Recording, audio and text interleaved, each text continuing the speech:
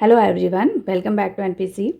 Last video में हमने kinematic equations पढ़े थे, ओके, और उन पर बेस्ड कुछ न्यूमेरिकल्स थे जो हमने सॉल्व किए थे। अब आज की वीडियो में हम मोशन अंडर ग्रेविटी के बारे में समझेंगे। पहले इस कॉन्सेप्ट को समझते हैं एंड देन इस वीडियो में हम एक न्यूमेरिकल करेंगे related to this topic, and next video में काफ़ी सारे न्यूमेरिकल हम मोशन अंडर ग्रेविटी के सॉल्व करने वाले हैं, ओके। तो बने रहिए इस चैनल पर, आपको काफ़ी सारे न्यूमेरिकल्स देखने को मिलेंगे हर टॉपिक के, हर चैप्टर के, ठीक है। बस इसके लिए आपको एक चीज़ करनी है, जो कि लाइक एंड सब्सक्राइब इस चैनल के लिए आपको करना होगा, ओके। सो स्टार्ट करते हैं मोशन अंडर ग्रेविटी। देखिए, मोशन अंडर ग्रेविटी का मतलब जब ऑब्जेक्ट फॉल होता है towards the earth under the influence of gravitational force, okay. अगर कोई ऑब्जेक्ट है, ठीक है, तो ऑब्जेक्ट हमेशा अर्थ पर ही गिरता है, अर्थ पर ही फॉल होता है। ऐसा क्यों? हर एक ऑब्जेक्ट अर्थ पर ही फॉल होता है, ऐसा क्यों? ठीक है, एक पर्टिकुलर रेंज में, ओके। ग्रेविटी के बाहर तो ऑब्जेक्ट जो है वो फॉल नहीं होगा, बट ग्रेविटी के अंदर अगर आप किसी ऑब्जेक्ट को हाइट पे फेंकेंगे तो वो वापस अर्थ पे आ जाएगा। तो ऐसा क्यों? क्योंकि जो अर्थ की ग्रेविटी है, अर्थ के सेंटर की तरफ, ठीक है, हर एक ऑब्जेक्ट को एक फोर्स लगता है, उसको बोलते हैं gravitational force due to earth gravity, okay. हर एक ऑब्जेक्ट को अर्थ क्या करती है? अपनी तरफ अट्रैक्ट करती है, अट्रैक्टिव फोर्स, ग्रेविटेशनल फोर्स जैसे, ठीक है। तो इसी का मतलब है कि अगर अर्थ अर्थ क्या करें, किसी भी ऑब्जेक्ट को अपने इन्फ्लुएंस से मूव करवाए, तो उसी को क्या कहते हैं बेटा? Motion under gravity, okay. Gravitational force या ग्रेविटेशनल पुल के कारण object towards the earth motion करता है, ओके। नाउ फ्री फॉलिंग, ठीक है, freely falling object and such fall is called free fall, ठीक है। फ्री फॉल का मतलब क्या होता है? Object falling towards the earth under the influence of gravitational force, okay.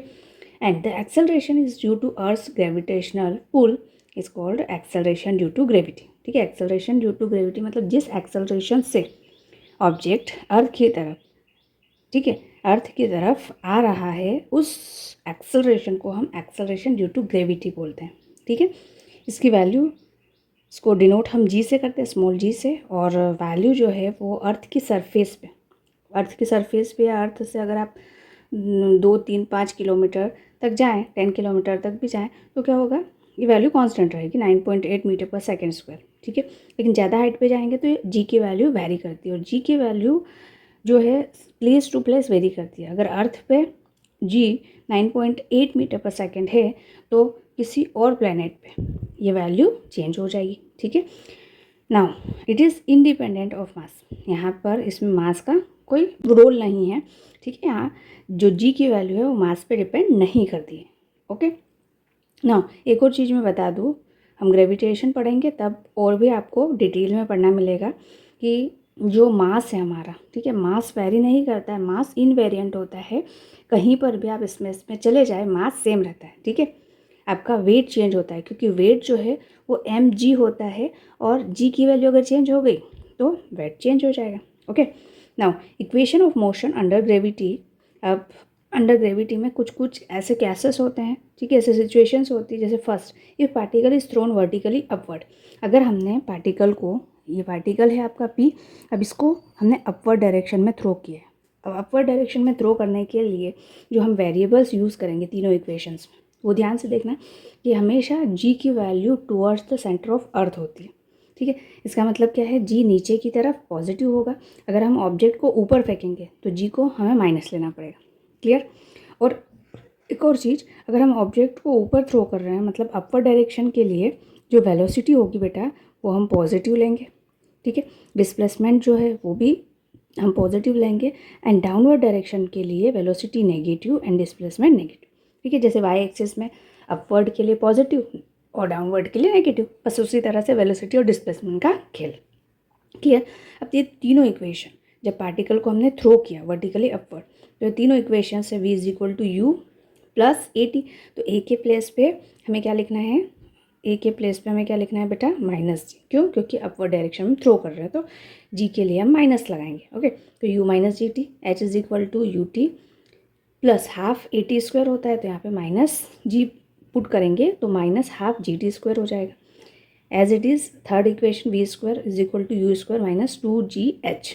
Okay, s के प्लेस पे जो हाइट है मैक्सिमम H लिख दिया आपने। ये क्लियर हुआ। एट मैक्सिमम हाइट, जब पार्टिकल को हम ऊपर थ्रो करेंगे तो मैक्सिमम हाइट पे पहुंच के उसकी जो फाइनल वेलोसिटी है वो क्या हो जाएगी बेटा, 0। ठीक है, अब अगर मैं 0 इस इक्वेशन में रखूँ तो यहाँ से हमें क्या मिलेगा, U is equal to g t. तो टाइम आ जाएगा कि कितने टाइम में ये जो पार्टिकल है वो यहाँ से स्टार्टिंग पॉइंट से लास्ट वाले पॉइंट तक पहुँचा है। ठीक है, तो ये टाइम आ गया। आप डिस्प्लेसमेंट भी फाइंड कर सकते हैं इस इक्वेशन में। अगर v के प्लेस पे 0 रखोगे तो ये हो जाएगा U² is equal to 2GH और H is equal to U² divide by 2G हो जाएगा। आगे हम करते हैं। ठीक है, तो T जो है टाइम आया U/G। अब ये क्या होता है, टाइम है एसेंट, मतलब ऊपर जाने का टाइम। ठीक, और जितना आप सेम हाइट पे ही गए हो। ठीक है, अब वहाँ से वापस पार्टिकल जब रिटर्न होगा ग्राउंड पे पहुँचेगा तो भी उसका टाइम सेम रहेगा। तो टाइम ऑफ एसेंट और टाइम ऑफ डिसेंट ये दोनों चीज़ें सेम रहती। ठीक है, U/G। और टोटल टाइम अगर फाइंड करें तो दोनों को ऐड कर देंगे तो 2 हो जाएगा, 2 इंटू U/G। ठीक है, मतलब जब हमने पार्टिकल को, जैसे प्रोजेक्टाइल मोशन में हम पढ़ेंगे, ये पार्टिकल है, ठीक है, यहाँ से मैंने थ्रो किया तो ये ऊपर जाएगा मैक्सिमम हाइट तक पहुँचा। ठीक है, और वापस ये नीचे जाएगा। तो ये जो टोटल टाइम है इस पूरी जर्नी का, उसे बोलते हैं टाइम ऑफ फ्लाइट। और ये टाइम ऑफ फ्लाइट हो जाएगा 2 times of time of accent और टाइम ऑफ डिसेंट। दोनों चीज़ें लिखते हैं, दोनों सेम ही होती है, इसलिए 2 टाइम्स ऑफ U/G। ओके, और हाइट फाइंड करने के लिए अभी मैंने कहा इस तरह से H is equal to U² upon 2G। ठीक है, डायरेक्ट हम थर्ड वाली इक्वेशन में भी पुट कर सकते हैं, सेकेंड इक्वेशन में भी पुट कर सकते हैं वैल्यू। ओके, तो ये आपका मैक्सिमम हाइट आ जाएगा कि कितना मैक्सिमम हाइट पे पार्टिकल पहुंचा है। ओके, अब नेक्स्ट केस लेते हैं हम। If particle is thrown vertically downward with velocity. ठीक है, ड्रॉप एंड थ्रोन ये दोनों चीज़ें डिफरेंट होती हैं। ठीक है, थ्रोन मतलब कि इनिशियल कुछ वेलोसिटी है और drop means initial velocity 0। Okay, तो जब आप थ्रो करेंगे तो तीनों इक्वेशन इस तरह से होगी। क्यों? क्योंकि यहाँ पे g की जो वैल्यू थ्रो कर रहे हैं, मतलब नीचे की तरफ थ्रो कर रहे हैं, तो g को लेना है आपको पॉजिटिव। तो ये पॉजिटिव में तीनों इक्वेशंस आ जाएंगे। ठीक है, third case, if particle is dropped. ठीक है, ड्रॉप्ड में इनिशियल वेलोसिटी हमेशा 0 होगी। ठीक है, इनिशियल वेलोसिटी 0, तो ये तीनों इक्वेशन में जब इनिशियल वेलोसिटी 0 रखेंगे तो v is equal to GT हो जाएगा, H is equal to half GT² and V² is equal to 2GH। Clear? तो ये 3 इक्वेशंस आई जब हमने पार्टिकल को ड्रॉप किया। अब कुछ केसेस से देखिए, जब मैक्सिमम हाइट पार्टिकल अटेन करता है तब उसका ग्राउंड से जो मैक्सिमम हाइट होगा वो होगा H is equal to U² upon 2G। ठीक है, ये हमने फाइंड किया था अभी। And velocity when release from some height, जब कुछ हाइट से हम रिलीज़ करेंगे पार्टिकल को तो उसकी जो वेलोसिटी है at the time of striking the ground. ठीक है, मतलब यहाँ से सपोज यहाँ से हमने इनिशियल वेलोसिटी 0, ठीक है, हमने ड्रॉप किया है, रिलीज़ किया है, यहाँ से पार्टिकल नीचे आया ऐसे। ठीक है, तो यहाँ स्ट्राइक किया, ग्राउंड पे स्ट्राइक किया, तो इस टाइम इसकी जो वेलोसिटी है, फाइनल वेलोसिटी, वो हमें फाइंड करना है और वो इस फॉर्मूले से होगी। ठीक है, V² is equal to 2GH, क्योंकि इनिशियल वेलोसिटी 0 है, तो V is equal to √2GH हो जाएगा। Clear? And time of collision of particle with ground, यहाँ पे जब ग्राउंड से टकराया तो टाइम ऑफ कोलिजन होगा T is equal to √2H/G। उसी में इनिशियल वेलोसिटी 0 हो जाएगी। क्लियर? ये वाला जो फॉर्मूला है हमारा ये लग जाएगा, S is equal to UT plus half GT square. ठीक है, इनिशियल वेलोसिटी यहाँ 0 तो हाफ GT² हो जाएगा। ठीक है, 2 से S के प्लेस पे H रख लीजिए तो हाफ GT², T को सब्जेक्ट किया तो √2H/G हो जाएगा। तो ये कुछ इंपॉर्टेंट पॉइंट्स थे जो कि हमें ध्यान रखने हैं जब भी हम मोशन अंडर ग्रेविटी के क्वेश्चंस करेंगे। इन सभी केसेस को फॉलो करना है आपको। ओके, अब एक क्वेश्चन करते हैं हम। बॉल इज़ थ्रोन टूवर्ड्स या upwards from the top of the tower. ठीक है, तो आप क्या करें, इसका डायग्राम बना ले पहले तो कि ये आपका एक टावर है। ठीक है, और टावर की जो हाइट है वो है 40 मीटर विथ वेलोसिटी। अब यहाँ से हमने क्या किया, एक बॉल को थ्रो किया, एक बॉल को इस तरह से थ्रो करेंगे। बॉल का जो पाथ होगा वो पैराबोलिक होगा। ठीक है, आगे हम नेक्स्ट वाले चैप्टर में पढ़ेंगे प्रोजेक्टाइल मोशन। तो यहाँ से हमने इनिशियल वेलोसिटी ऑब्जेक्ट को, बॉल को कितनी दी है, 10 मीटर पर सेकेंड, ठीक है। यहाँ से घूम के वो मैक्सिमम हाइट तक जाएगा और फिर वो वापस ग्राउंड तक आ जाएगा। ये आपका ग्राउंड है, ठीक है, ये आपका ग्राउंड है, तो ये ग्राउंड तक आ जाएगा, ठीक है। आपको बताना है find the time when it strike the ground. Ground पे जब स्ट्राइक करेगा तो टाइम आपको बताना है, ठीक है। तो देखो सबसे पहले तो इसमें पॉजिटिव नेगेटिव क्या क्या लेना है। अब ये इनिशियल पॉइंट है आपका, ये फाइनल पॉइंट है, ओके। तो जो डिस्प्लेसमेंट है वो नीचे की तरफ है, बॉल जो है वो नीचे की तरफ आ रही है, ठीक है।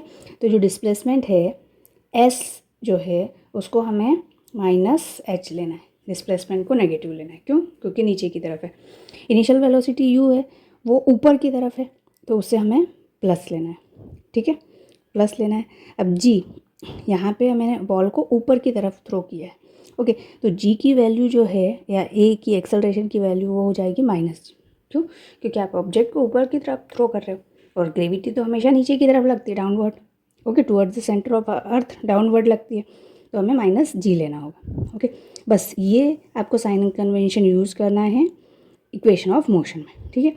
हमें ये वाली इक्वेशन पता है, s is equal to ut plus half a t², okay ना। यहाँ पे आप रख दीजिएगा -h और ये h की जो वैल्यू है वो है 40 metre, okay. ut minus half g t², h के प्लेस पे रखेंगे -40, u है आपका 10, t हमें फाइंड करना है, -g की वैल्यू है आपकी 10 और ये t², 2 से ये चला जाएगा 5 टाइम्स, ओके। तो ये हो जाएगा आपका, अगर मैं इसे इस साइड लेके आऊँ तो 5t², ये 5t² इधर आएगा तो पॉजिटिव हो जाएगा, ये आपका नेगेटिव हो जाएगा और ये एज इट इज़ नेगेटिव है ही, ठीक है। इस इक्वेशन को आप 5 से भी डिवाइड कर सकते हैं। So t² minus 2t minus 8 is equal to 0। अब इसे ब्रेक कर दीजिए तो t² माइनस ये हो जाएगा 4t plus 2t minus 8 is equal to 0, ठीक है। t यहाँ से common, t minus 4 plus 2 common, t minus 4 is equal to 0, ठीक है। तो t minus 4 and t plus 2 is equal to 0 आया, तो t is equal to 4 second and t is equal to -2 second, ठीक है। तो हमें क्या लेना है, प्लस वैल्यू, क्योंकि टाइम कभी भी नेगेटिव नहीं होता। और ये नेगेटिव का क्या मीनिंग है ये भी मैं बताती हूँ, ठीक है। तो फर्स्ट ऑफ ऑल तो क्या हुआ कि बॉल जब यहाँ से हमने बिल्डिंग पे ये टावर पे खड़े रह के जब बॉल को थ्रो किया तो बॉल को ग्राउंड पे स्ट्राइक होने में टोटल जो टाइम लगा है वो 4 सेकेंड लगा, ओके। आप इस क्वेश्चन को इस तरह से भी कर सकते हैं कि यहाँ से यहाँ पे मैक्सिमम हाइट पे पहुँचने के लिए हम टाइम फाइंड आउट कर लेंगे, ओके। टाइम फाइंड आउट कर लेंगे तो first equation v is equal to u plus GT या -GT होगा यहाँ पर, तो -GT लगाएंगे तो यहाँ से टाइम आ जाएगा। अगर आप वो इक्वेशन यूज़ करोगे तो यहाँ से यहाँ तक का जो टाइम है वो 1 सेकेंड आएगा, ठीक है। अब आपको पता है time of accent time of distance same होता है, ठीक है। तो ये वाला जो पॉइंट है जो इक्विवेलेंट है इसके टावर के, ठीक है। तो यहाँ से भी 1 सेकेंड, तो 1 सेकेंड प्लस 1 सेकेंड 2 सेकेंड हो गए। अब यहाँ से यहाँ तक का टाइमिंग हम नोट कर लेंगे, ठीक है। तो आपको क्या करना है, ये नेगेटिव का मतलब ये है कि जो बिल्डिंग है, ये टावर है, जो आपका ये इक्विवेलेंट पोर्शन है, इससे नीचे की तरफ जो टाइमिंग है वो ये -2 सेकेंड है, ठीक है। इस तरह से हम समझ सकते हैं, लेकिन हमें करना है इसी अप्रोच से है, पॉजिटिव टाइम लेना है, 4 second is the right answer. Clear? I hope आपको ये चीज़ें क्लियर हुई होंगी। अब नेक्स्ट वीडियो में हम इस पे बेस्ड क्वेश्चंस करेंगे, ओके। काफ़ी सारे क्वेश्चंस हैं, तो आप बने रहिए इस चैनल पे और टॉपिक वाइज आप वीडियो देखिए, प्लेलिस्ट में सारे वीडियोस अवेलेबल है, ओके। सीरीज़ में अवेलेबल है, आप 1 बाय 1 देखिए, बीच में से देखोगे समझ में नहीं आएगा, ठीक है। चलिए, thank you so much, okay.